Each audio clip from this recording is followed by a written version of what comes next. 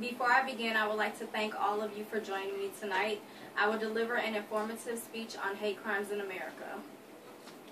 As we all know, all crimes are intolerable and unacceptable acts. Any and all crimes committed should be followed by strict and serious punishments.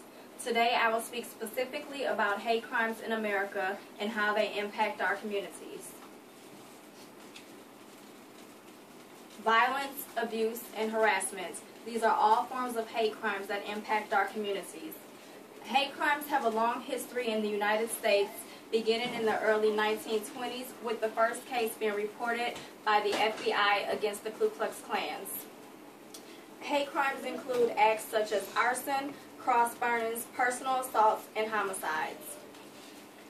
Hate crimes are defined as bias-motivated acts that target against race, religion, sexual orientation, and national origin. Hate crimes do not specifically have to be physical assaults. Other forms of hate crimes exist, such as damage to property, verbal abuse, offensive graffiti, and even letters can be classified as hate crimes.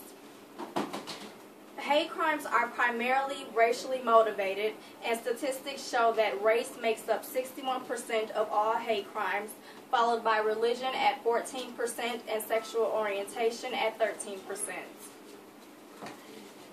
Hate crimes have a major impact on our communities. They can affect our schools, our workplace, and our neighborhoods. Statistics show that young students encounter daily harassment by other students, teachers, and even other school employees.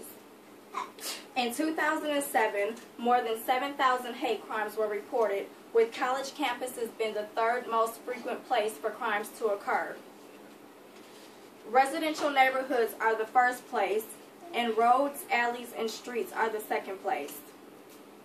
Since the largest percent of hate crimes happen in or near one's home, it can cause communities to feel a decrease of safety as well as security and a loss of freedom.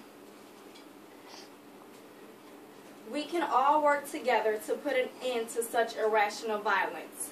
We can come together and support groups such as the Anti-Federal Discrimination Act, for an example, the Matthew Shepard and James Beard Hate Crime Prevention Act of 2009, or smaller support groups such as the Stop the Hate Foundation.